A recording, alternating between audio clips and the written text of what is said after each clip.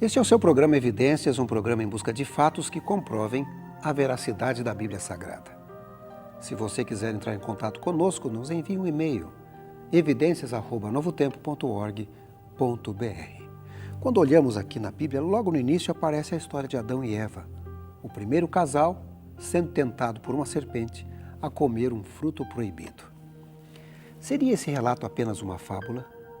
Será que existe algum relato histórico ou arqueológico que nos ajudam a acreditar no relato da Bíblia Sagrada? O professor Rodrigo Silva, especialista em arqueologia pela Universidade Hebraica de Jerusalém e professor do Centro Universitário Adventista, o UNASP Campus 2, ali em Engenheiro Coelho, no estado de São Paulo, vai falar um pouquinho a respeito desse impressionante tema. Afinal de contas, doutor Rodrigo Silva, a história de Adão e Eva merece crédito ou será que não? Com vocês, Rodrigo Silva.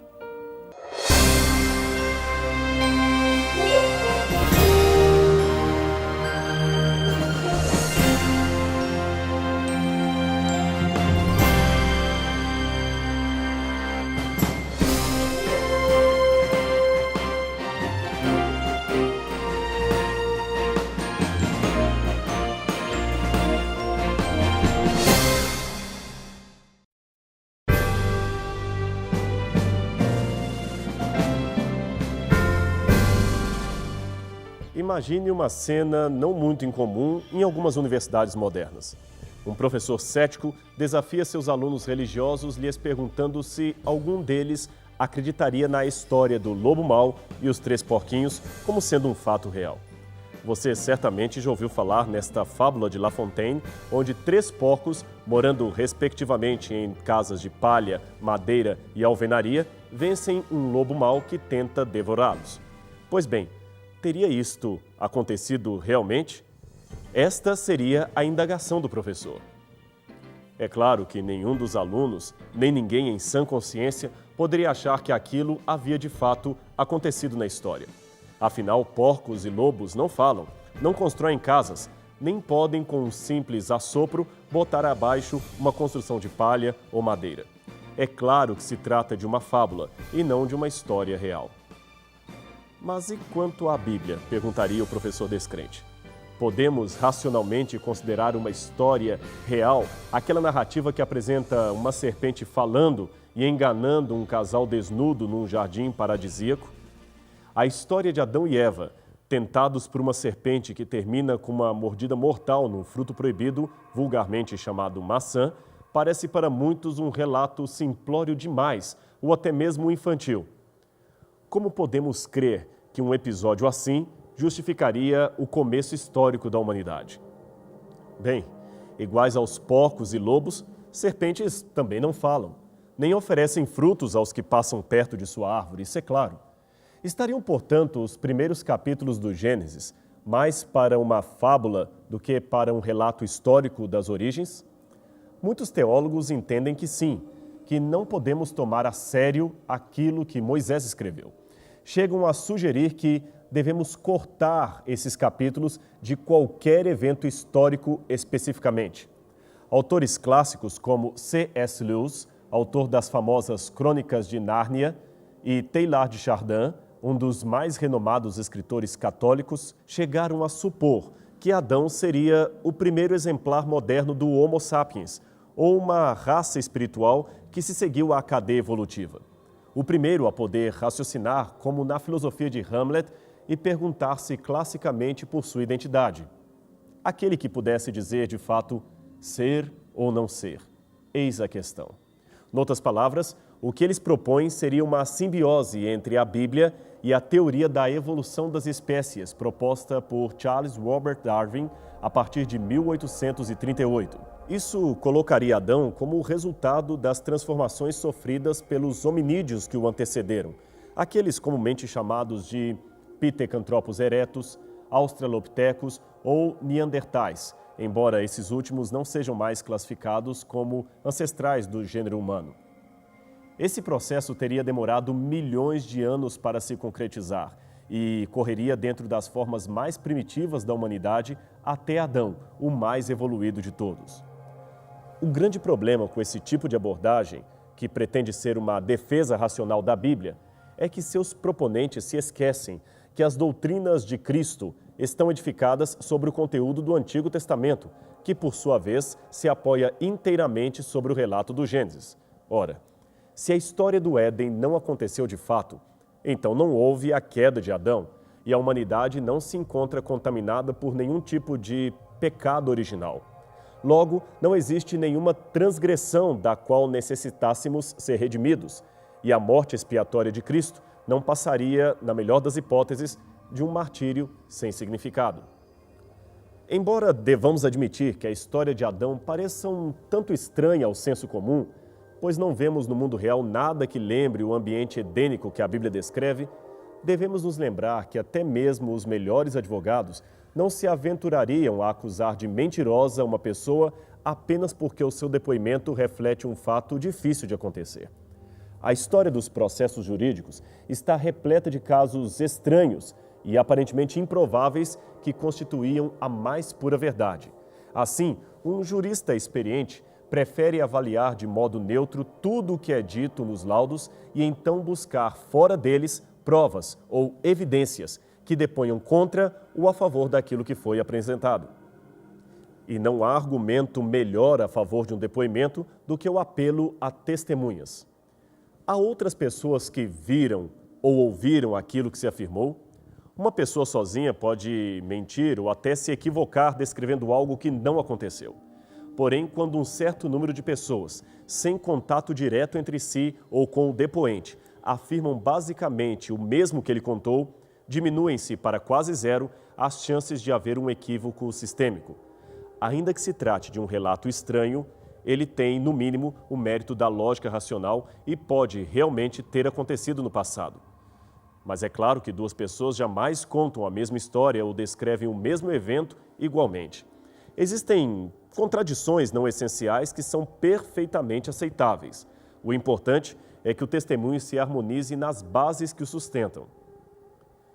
Transferindo para o Gênesis os conceitos que acima apresentamos, pergunta-se: há testemunhas fora da Bíblia que confirmem as bases daquilo que Moisés descreveu? Afinal, se Adão de fato existiu, ele estaria no topo das genealogias do mundo inteiro, pois todas as mais antigas civilizações procederiam geneticamente dele e deveriam fazer referência a esse ancestral comum. Não se deve esperar, contudo, que as antigas tradições regionais sejam um decalque exato da narrativa bíblica. A história nos revela que houve ondas de apostasia em relação à teologia monoteísta, aquela que saiu do Éden. Isto é, muitos desviaram-se da tradição original adâmica.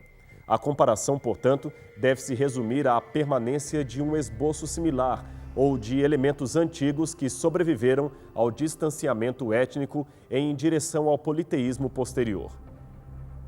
Vasculhando, pois, as origens da civilização, ao mais distante que a história escrita consegue nos levar, chegamos até por volta do 3º milênio antes de Cristo, quando surgiram os primeiros livros da humanidade.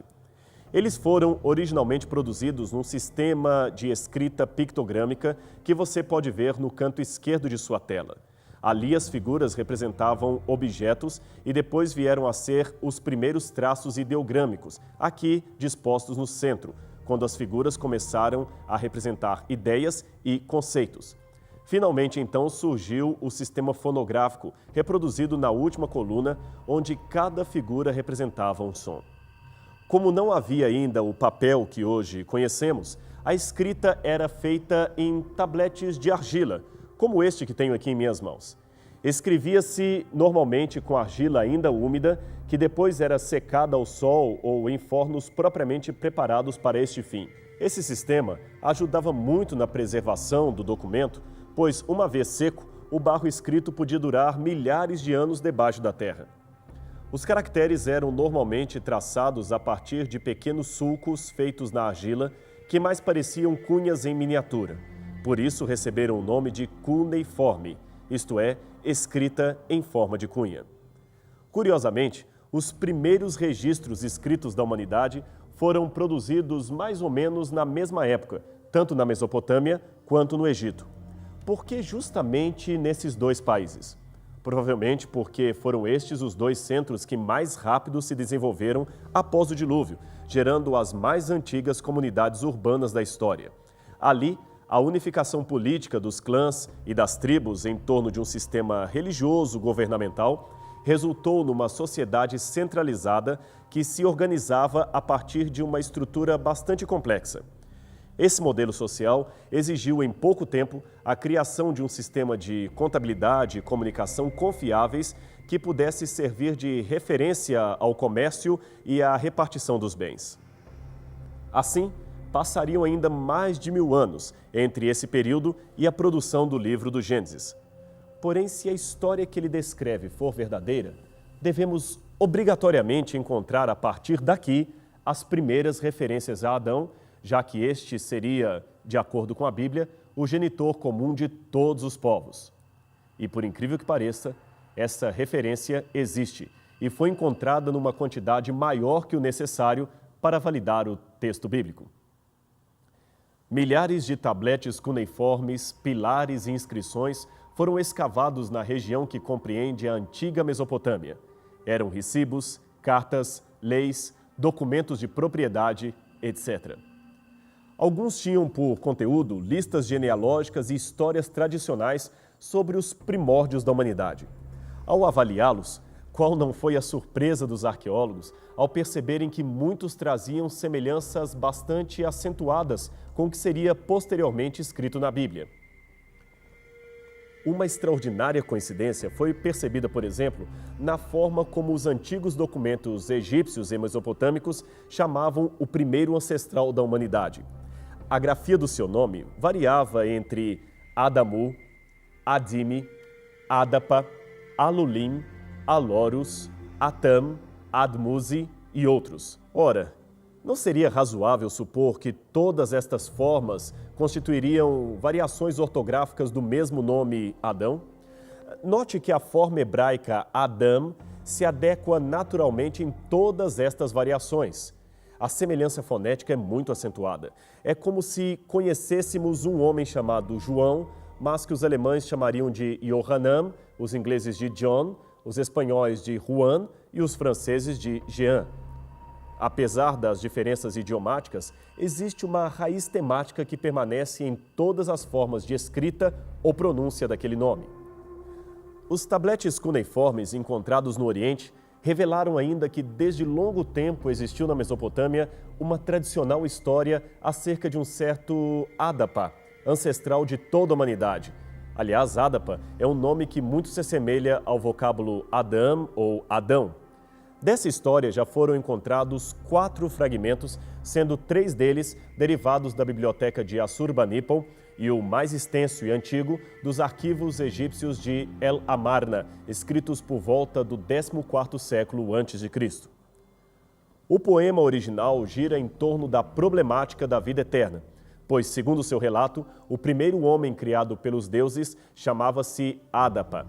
Ele recebera uma grande sabedoria, mas não era naturalmente imortal. Adapa era, pela criação, o filho do deus Ea e morava na cidade sagrada de Eridu. O curioso é notar que Eridu e Éden procedem da mesma raiz etimológica em conjunto com o sumeriano Edin ou Edenu, que também querem dizer paraíso ou planura. Coincidentemente, Lucas também enumeraria a genealogia humana de Cristo a partir de Adão, classificando-o como, no mito de Adapa, de o Filho de Deus, Lucas 3, verso 38. A história prossegue dizendo que Adapa vivia em meio aos Anunnakis, palavra que lembra muito de perto o termo Anaquins, ou gigantes, que temos na Bíblia. Depois apresenta sua falha ao quebrar com a vela do seu barco a asa do vento sul, impedindo-o de soprar sobre a terra. Em seu julgamento perante os deuses, Adapa se recusa a alimentar-se do pão da vida e da água da vida. Aquilo, na verdade, era um teste, pois ele sabia que não lhe era permitido participar do alimento reservado aos deuses. Inconformado, o deus Anu lhe pergunta: por que não tens comido nem bebido da água da vida? Se assim fazes, não poderás ter a vida eterna. Estas palavras ecoam a mesma proposta da serpente ao oferecer o fruto para Eva. É certo que não morrereis, porque no dia em que dele comerdes, sereis iguais a Deus. Adapa, portanto, é elogiado em sua atitude de recusar comer o fruto proibido. A única coisa que ele aceitou dos deuses foi tomar sobre si um segundo manto, dado para substituir o primeiro, que era o manto da lamentação, e ser ungido com azeite. Estes dois elementos simbolizam a justiça que é outorgada por outrem àquele que mereceria morrer. Embora o Gênesis não fale nada acerca do azeite, traz o tema das duas vestes de Adão, que primeiro faz para si e sua mulher cintas de folhas e, no final, é vestido com um segundo manto, feito a partir da pele de um animal. Isso está em Gênesis capítulo 3, versos 7 e 21. Na mentalidade da época, era forte a ideia de que a imortalidade não era algo que nos pertencesse naturalmente. Ela seria outorgada pelos deuses. Igualmente, na visão bíblica, o homem não é criado como um ser imortal, mas como um candidato à imortalidade mediante a obediência. Com a entrada do pecado, perdemos a vida eterna e agora somente em Cristo podemos, de fato, recuperá-la. Com peculiaridades próprias de cada poema, esta mesma estrutura de criação e queda do gênero humano aparece em outras histórias espalhadas pelo antigo Oriente Médio. E todas, igualmente, possuem semelhanças incríveis com o relato bíblico. No épico babilônico de Gilgamesh, o lendário herói sumeriano tem um amigo chamado Enkidu, que é seduzido por uma cortesã da deusa Ishtar e passa a ter o conhecimento pleno, símile do conhecimento do bem e do mal mencionado na Bíblia. Após este ocorrido, Ishtar lhe declara: "Você agora é um conhecedor, Enkidu. Você será igual a Deus." Então ela improvisa vestiduras e o veste com elas. Um tablete encontrado em 1934 no sítio de Khor-Shabba, a 23 quilômetros de Nínive, contém uma lista de reis assírios, começando com 17 reis que viveram em tendas, provavelmente os líderes dos povos nômades. Tudia é o primeiro nome da lista, seguido por Adamu, que muito provavelmente seria um título de realeza advindo de um ancestral famoso, como foi o nome César para os imperadores romanos. Mais à frente, noutra lista, encontramos o 37º rei, chamado Puzar-Azur. Ele era um dos vários reis nomeados em homenagem ao seu ancestral Azur, o fundador da Assíria. Em Gênesis capítulo 4, verso 22, encontramos o mesmo costume num dos descendentes de Caim, que se autodenomina Tubal-Caim. Assim, é possível que Adamu tenha sido um rei que assumiu esse nome em homenagem a outro Adamu, importante, que existiu bem antes dele. E por que não supor que seria uma homenagem ao Adão que viveu no Éden? Estes foram apenas alguns exemplos extraídos do Oriente Médio, mas existem ainda muitos mais. Todos eles testemunham, inclusive, a história de como o dilúvio e a Torre de Babel fizeram parte da relação do mundo. No estudo comparativo destas culturas, os arqueólogos perceberam que pelo menos 6 elementos históricos do Gênesis podem ser encontrados nos tabletes que agora eram traduzidos por peritos em paleografia. De maneira bastante comum, eles mencionavam, em primeiro lugar, a criação e desobediência de um casal humano que perde o paraíso. Em segundo lugar, a maldição que segue à desobediência, trazendo a morte aos habitantes da terra. Em terceiro, o início da família humana, marcado pela tragédia de um assassinato, onde um irmão mata o outro irmão. Em quarto lugar, a humanidade que se torna má e, por isso, é destruída num dilúvio. Em quinto lugar, menciona-se o perecimento de quase todos, menos alguns que são preservados pelos deuses. E em sexto e último lugar, menciona-se a confusão de idiomas, que espalha os homens pelos 4 cantos da terra. Esses paralelos literários derrubaram a tese de que a narrativa do Gênesis seria apenas um mito criado pelo autor da Bíblia, tradicionalmente apontado como sendo Moisés. Alguns, no entanto, continuaram a negar a historicidade da Bíblia, sugerindo desta vez que estes relatos mesopotâmicos seriam os originais e que o Gênesis seria apenas um plágio de obras literárias anteriormente existentes. Mas, desmentindo esta última hipótese, Kenneth A. Kitchen, professor emérito de egiptologia da Universidade de Liverpool, escreveu que a suposição comum de que este relato bíblico é simplesmente uma versão simplificada de lendas babilônicas é um sofisma em suas bases metodológicas. No Antigo Oriente Próximo, a regra é que relatos e tradições podem surgir por acréscimo ou embelezamento na elaboração de lendas, mas não o contrário. No Antigo Oriente, as lendas não eram simplificadas para se tornar pseudo-histórias, como tem sido sugerido para o Gênesis. Ao contrário de ser um plágio, o Gênesis possui características de ser quase uma correção daquilo que o antecede. A prova disto está no fato de que, dentre todos os textos, ele é o único que assume um monoteísmo clássico, isto é, a adoração de um único Deus, em meio às versões milenares que preferiam atribuir aos deuses a obra de criação, julgamento e planejamento do universo, incluindo a Terra.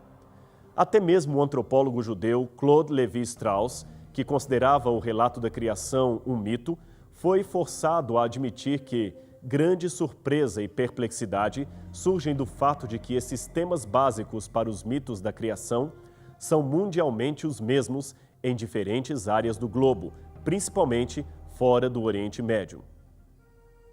Se o relato bíblico fosse apenas uma reprodução de lendas culturais da Mesopotâmia, não deveríamos encontrar esta mesma história tão largamente ensinada e divulgada entre povos que viviam fora das terras bíblicas e não tinham, até onde se saiba, nenhum contato com as escrituras hebraicas ou com a tradição sumeriana. Foi uma grande surpresa para muitos missionários encontrar entre aborígenes e tribos isoladas das Américas, Ásia e África e até a Oceania, tradições orais tremendamente similares à narrativa bíblica. Vários missiólogos e antropólogos reconheceram a importância dos paralelos bíblicos nas culturas pagãs ao coletarem em livros, que se tornariam best-sellers em várias partes do mundo, as histórias dali e sua similaridade com a Bíblia. É o caso do famoso livro A Eternidade em Seus Corações, escrito pelo missiólogo Don Richardson, do qual extraímos alguns exemplos. No norte de Calcutá, na Índia, viviam 2,5 milhões de pessoas conhecidas como povo Santal. Sua antiquíssima tradição conta que um deus chamado Thakur-Gil criou primeiro o homem do barro e deu-lhe o nome de Haram. Note a semelhança fonética com o hebraico Adam. Depois criou a mulher, que recebeu o nome de Aio. Ambos foram colocados num jardim paradisíaco chamado Hihiri Pipiri. Ali, um ser sagaz chamado Lita fez cerveja de arroz e ofereceu ao casal.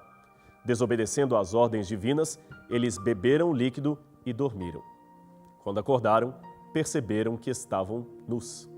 Distante da Índia, encontramos ainda outra remota tradição contada pelo povo Karen, da Birmânia. Ela está preservada em antigos hinos que foram traduzidos de um primitivo dialeto no final do século XVIII.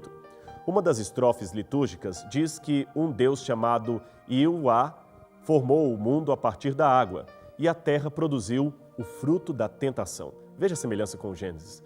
Havia ainda ordens explícitas para que ninguém pudesse comer do fruto proibido, mas um espírito rebelde chamado Kaoli enganou 2 pessoas, fazendo-as experimentar o alimento da morte. Por causa disto, os homens ficaram sujeitos à doença, ao envelhecimento e à punição. Estas são apenas 2 das muitas tradições semelhantes ao relato bíblico que podem ser encontradas fora do Oriente Médio. Portanto, o que nos resta é aceitar a hipótese de que tanto o Gênesis quanto estes mitos, por mais distorcidos que estejam, procedam igualmente de uma mesma raiz tradicional, a saber, a história de Adão e Eva. Todos eles narram, à sua maneira, o que de fato aconteceu e ficou marcado por muitas gerações na memória dos povos. A distorção, é claro, foi se tornando cada vez mais acentuada à medida que os descendentes de Adão mergulhavam no politeísmo, perdendo de vista o aspecto monoteísta de Deus que vinha desde o Éden. Mas, como vimos, a história da Bíblia é real. E assim sendo, nada mais racional do que tomar uma decisão ao lado de Cristo e se preparar para o dia em que voltaremos ao Éden que Adão perdeu. Mas Cristo recuperou esse paraíso, o mesmo paraíso perdido. Este será, sem dúvida, o próximo capítulo da trajetória humana. E você não pode perder a oportunidade de retornar ao paraíso perdido, recuperado e conquistado por Cristo Jesus.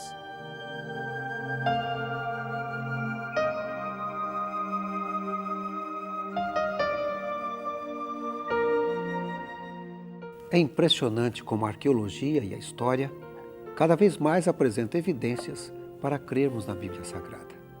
E se você quiser estudar mais a Bíblia Sagrada, queremos oferecer para você um curso bíblico. Você pode mandar um e-mail ou pode telefonar. O nosso telefone é 12 21 27 31 21. Vai ser um prazer atender o seu pedido por telefone. Mas se você mandar um e-mail, também podemos mandar o curso bíblico. Nosso e-mail é evidências@novotempo.org.br.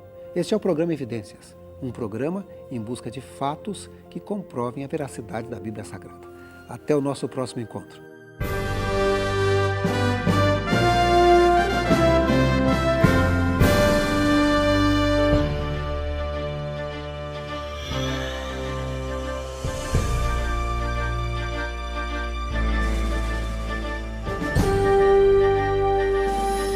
Este programa tem o apoio cultural do NASP, Centro Universitário Adventista de São Paulo, em parceria com a Novo Tempo.